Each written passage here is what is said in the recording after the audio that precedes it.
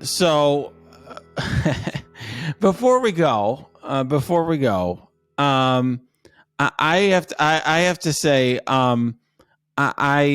this in some ways seems like a culmination of a long journey of sorts. I know we had an indictment in Manhattan. I kind of didn't make my feelings about it. I wasn't guarded about my feelings about it a few minutes ago. But I think, Asha, you and I have been talking for many years about the travails of Donald Trump, and from the time he fired Jim Comey, really, and which was what 6 years ago now or something like that. This is kind of a significant moment. I'm so glad that you mentioned that, Renato, because I was thinking, I feel like there's like many people, maybe not everyone, kind of remember where they were and how they felt when Donald Trump got elected president. I personally had hosted a Hillary party at my house. Oh my! Yeah, and I was at the Tammy Duckworth victory party on election night. I sped home because I was like, I can't hear what's going on, but it doesn't look good. I need to get. Everyone's celebrating here. I need to get home so I can hear what's actually happening.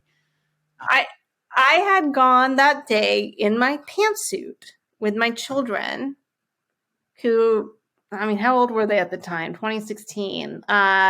Like 10 and 8, we'd gone, and we went and voted, and I actually kept them up for this like party or whatever. And then like around 9:30, I sent them to bed. And then kind of around 9:45, like all my mom friends left because things were not looking good. And then I spent the rest of the night in fetal position, finishing like, I don't know, a bottle or two of wine. I actually have a picture of my cat like on my shoulder and me like not in a good place.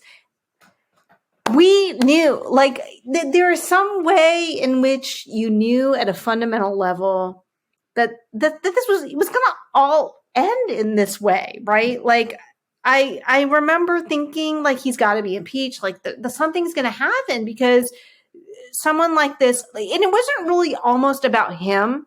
It was really about, you knew kind of his character, and you were like, if our system works, this has to be the logical conclusion at some point, right? Because of what we know about him. And I feel like we're there in a weird way.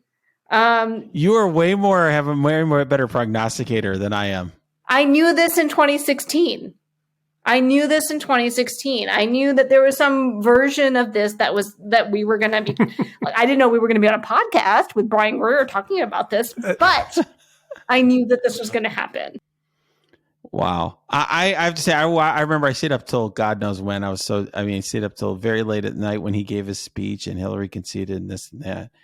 And I was shocked and floored the same way you were, but I didn't know how it was going to end. I thought to myself, maybe what he said was an act to try to get into office. I was like, this is crazy. I don't know what's going to happen.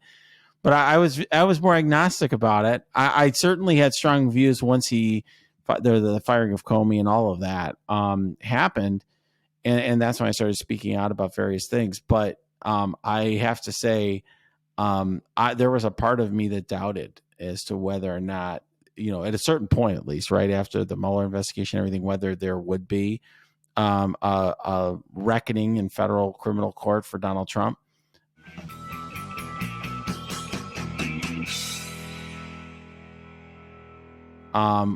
The Mar-a-Lago thing, I have to say, is a very perfect storm. And I think, to go back to the point you made earlier, it really is sort of Trump, Trump buried himself here. And it's a very fitting end to the Trump story, if that's what it ends up being. Maybe it's not. Maybe he gets elected again. I don't know. Brian, what are your take on all this? Were you in CIA during all of this time?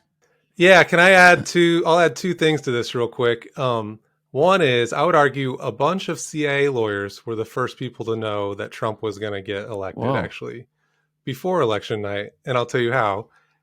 2 weeks before, or whatever it was, James Comey came to speak in front of the CIA Office of General Counsel.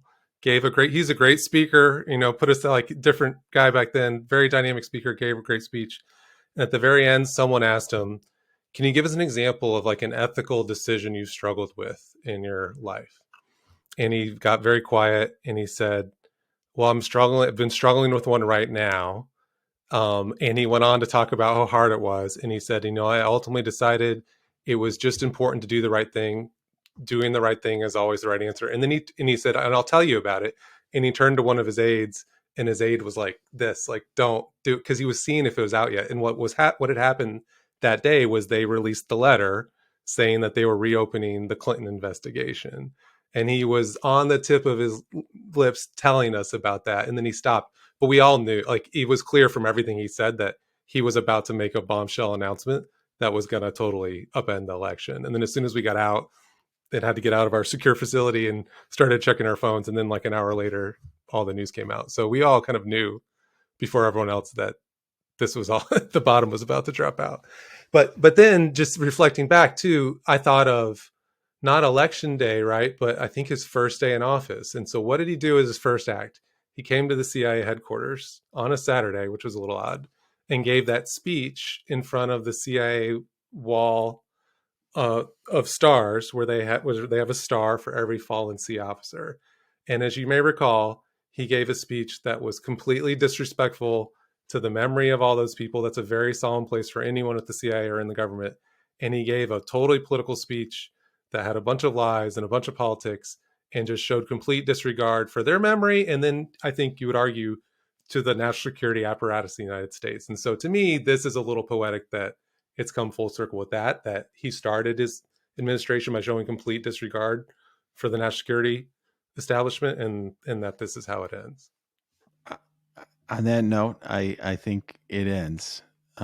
We'll see you next week.